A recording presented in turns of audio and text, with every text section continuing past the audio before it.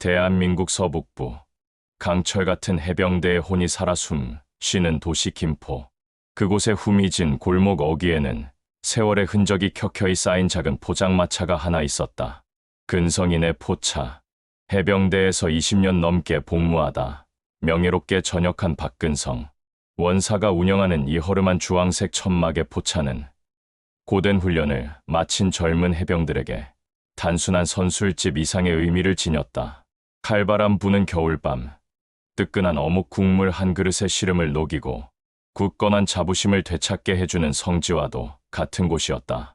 박근성 원사는 무쇠 철판 위에서 능숙하게 안주를 볶아내며 까맣게 그을린 젊은 해병들의 어깨를 툭 치곤 했다. 고생 많다. 대한민국 최고의 사나이들. 그의 투박하지만 정이 깃든 목소리에는 해병대 선배로서의 무한한 애정과 자긍심이 담겨 있었다. 주머니 사정이 넉넉지 않은 신병들에게는 슬그머니 계란말이를 하나 더 붙여주거나 외상은 장부에 달아둬 나중에 대한민국 잘 지켜서 갚아라 라며 호탕하게 웃어넘기는 그의 배포 덕에 근성인의 포차는 늦은 밤까지 젊은 해병들의 활기로 가득 찼다.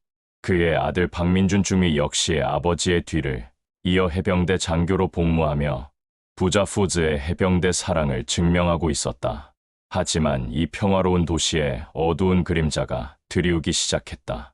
지역 일대를 장악하고 온갖 불법적인 사업으로 부를 축적한 폭력 조직 흑호파 해후팔.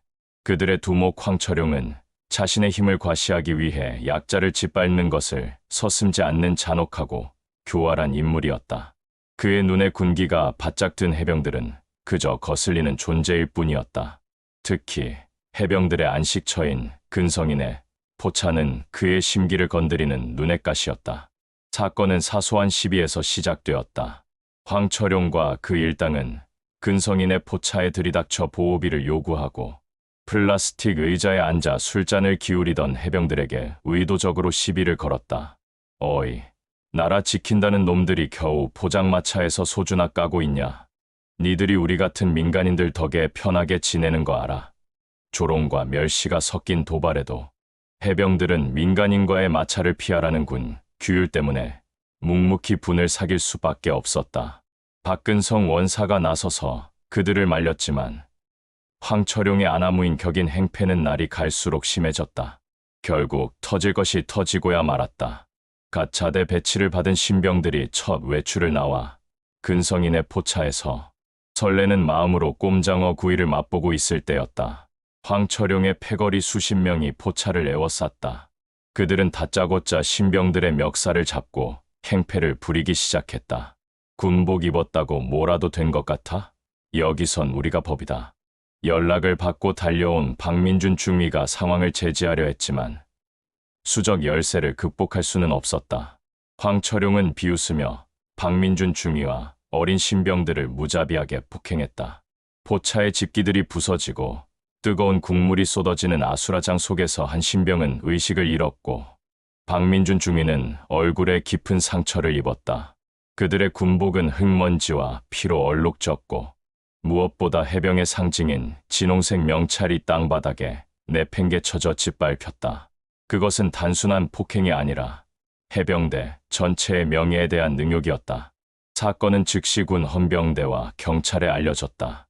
하지만 현실은 정의롭지 않았다. 황철용은 지역 경찰과 법조계에까지 검은 돈을 뿌리며 막강한 영향력을 행사하고 있었다. 그는 자신의 조직원들에게 똑같이 상해 진단서를 끊게 하고 사건을 젊은 혈기에 벌어진 쌍방과실로 둔갑시켰다. 정당방위를 했던 박민준 중위와 피해자인 신병들은 오히려 가해자와 같은 취급을 받으며 군 내부 징계를 걱정해야 할 처지에 놓였다. 법과 제도는 힘없는 군인들의 편이 아니었다. 짓밟힌 아들의 명예와 후배들의 억울함에 박근성 원사는 피눈물을 흘렸다. 그는 마지막 희망을 걸고 한 사람을 찾아가기로 결심했다. 그가 찾아간 사람은 바로 해병대 제2사단장 박진우 소장이었다. 박진우 장군은 전장에서 수많은 공을 세운 살아있는 전설이자 자신의 부하들을 친자식처럼 아끼는 진정한 군인으로 존경받는 인물이었다. 그는 불의와 타협하지 않는 강직한 성품과 한번 결정하면 반드시 실행에 옮기는 결단력으로 불곰이라는 별명을 가지고 있었다. 박근성 원사와는 현역 시절 생사고락을 함께한 전우이기도 했다. 사단장실에서 박근성 원사의 처절한 호소를 들은 박진우 장군의 얼굴은 분노로 굳어졌다. 책상 위에 놓인 흙먼지 묻고 끝이 해진 진홍색 명찰을 보는 그의 눈은 이글거렸다. 그는 법의 테두리 안에서 문제를 해결하기 위해 국방부 법무실과 경찰 고위층에 직접 연락을 취했다. 하지만 돌아오는 대답은 절망적이었다. 증거가 불충분하다. 절차를 따라야 한다. 민간인과의 마찰은 군에 이로울 것이 없다. 라는 식의 미온적인 반응뿐이었다. 거대한 부패의 카르텔 앞에서 국가가 위임한 장군의 권위마저 무력했다. 깊은 고뇌의 밤이 지났다. 박진우 장군은 결단을 내렸다. 법이 우리의 명예를 지켜주지 못한다면 우리가 스스로 명예를 되찾는다. 그는 가장 신임하는 부하인 수색대 대장 이연석 중령을 비밀리에 호출했다. 이 중령, 자네에게 비공식 임무를 하나 맡기겠다. 국가가 법이 외면한 우리 해병의 짓밟힌 명예를 되찾는 작전이다. 박진우 장군의 목소리는 강철처럼 단단했다. 그는 이연석 중령에게 최정예 수색대원 20명을 차출하여 흑호파의 본거지를 급습하고 황철용을 포함한 조직의 핵심 인물들을 모두 제압하라는 명령을 내렸다. 작전명은 진홍의 명예 회복 작전 Operation Crimson Pride Retrieval. 작전의 목표는 명확했다. 첫째, 민간인 피해는 절대 없을 것. 둘째, 불필요한 폭력은 사용하지 말 것. 셋째, 그들의 불법 사업 증거를 확보하고 황철용을 직접 법의 심판대에 세울 수 있도록 할 것. 이것은 사적 보복이 아닌 정의를 바로 세우기 위한 군인의 마지막 수단이었다. 군복을 벗고 사형 스싱을 각오한 장군의 비장한 결단이었다. 작전 당일, 칠흑 같은 어둠이 김포항의 낡은 창고를 뒤덮었다. 흑호파의 아지트였다. 수색대원들은 소리 없이 어둠 속으로 스며들었다. 고도로 훈련된 그들의 움직임은 유령과도 같았다. 창고 안에서는 황철용과 조직원들이 불법 도박판을 벌이며 술에 취해 있었다. 바로 그때 모든 전등이 터져나가며 암흑이 찾아왔고 섬광탄이 터지며 그들의 눈과 귀를 마비시켰다. 혼란에 빠진 조직원들이 비명을 지르기도 전에 검은 작전복을 입은 수색대원들이 순식간에 그들을 제압했다. 총이나 칼 대신 오직 단련된 육체와 제압술만으로 수십 명의 거안들을 순식간에 무력화시켰다. 황철용은 공포에 질려 뒷문으로 도망치려 했지만 그의 앞을 막아선 것은 이현석 중령이었다. 대한민국 해병대를 건드린 것을 후회하게 될 거다. 이현석 중령의 나지막한 말과 함께 황철용은 허무하게 제압되었다. 작전은 단 10분 만에 끝났다. 수색대원들은 현장에서 불법 무기와 마약, 그리고 각종 비리가 기록된 비밀 장부를 확보했다.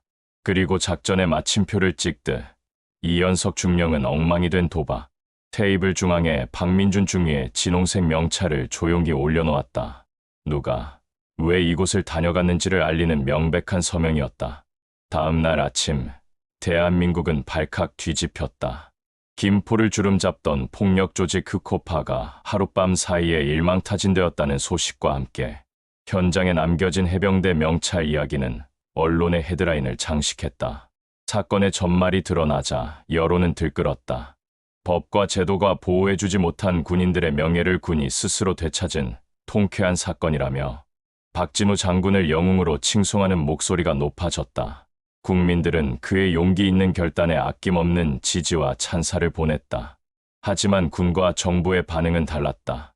박진우 장군은 지휘 계통을 무시하고 샤적인 군사력을 동원했다는 이유로 즉시 보직 해임되었고 군용법상 항명 및 직권남용 혐의로 기소되었다.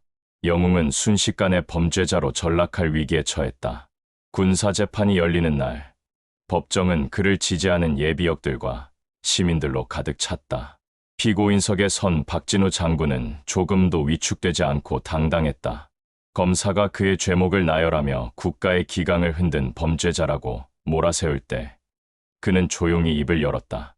나는 대한민국 군인으로서 국가와 국민에게 충성을 맹세했습니다. 나의 부하들 역시 그 맹세를 지키기 위해 청춘을 바치고 있는 국민의 아들들입니다. 그들의 명예가 땅에 떨어지고 제복이 찢기는 것을 보고만 있는 것은 지휘관으로서의 직무유기이며 국가에 대한 배신입니다. 법이 그들을 지켜주지 못했을 때 저는 지휘관으로서, 해병대 선배로서, 그리고 한 명의 국민으로서 제가 해야 할 일을 했을 뿐입니다. 만약 그 행동이 죄가 된다면 저는 그 어떤 처벌도 달게 받겠습니다. 그의 진심 어린 호소에 법정은 숙연해졌다. 증인으로 나선 박근성 원사와 박민준 중위, 그리고 작전에 참여했던 이연석 중령과 수색대원들은 눈물로 당시에 억울했던 상황과 박진우 장군의 결단이 왜 필요했는지를 증언했다. 이 재판은 단순히 한 장군 개인의 유무죄를 가리는 것을 넘어 국가가 제복 입은 영웅들을 어떻게 대우해야 하는지에 대한 사회적 담론으로 확장되었다. 결국 재판부는 고심 끝에 박진우 장군에게 유죄를 인정하면서도 범행, 동기와 국민적 여론 등을 참작하여 집행유예를 선고했다. 법적으로는 유죄였지만 실질적으로는 그의 명예를 지켜준 판결이었다. 법정을 나서는 그에게 시민들은 뜨거운 박수를 보냈다. 이 사건은 대한민국 사회에 큰 파장을 남겼다. 국회에서는 군인이 공무수행 중 또는 군인의 신분 때문에 부당한 폭력이나 위협을 당했을 경우 국가가 법률적, 의료적 지원을 책임지는 일명 진홍의 명예법 크림슨 프라이드 액트이 발의되어 통과되었다. 흑호파의 비호 세력이었던 부패한 정치인과 공무원들도 모두 법의 심판을 받았다. 세월이 흘러 박진우는 비록 군복을 벗었지만 사람들의 기억 속에서 진정한 영웅으로 남았다. 그는 전역 군인들의 권익을 보호하는 재단을 설립하여 제2의 인생을 살았다. 박근성 원사의 근성인의 포차는 비록 여전히 허름했지만 김포에 살아있는 전설이 되어 해병대의 자부심을 상징하는 장소로 굳건히 자리를 지켰다. 그리고 포차의 낡은 천막 안쪽, 기름때 묻은 벽 한가운데에는 비닐 커버에 소중히 쌓인 진홍색 명찰 하나가 자랑스럽게 걸려 있었다. 그것은 불의에 맞서 스스로의 명예를 지켜낸 한 위대한 군인의 혼이자 대한민국 해병대의 꺼지지 않는 정신 그 자체였다.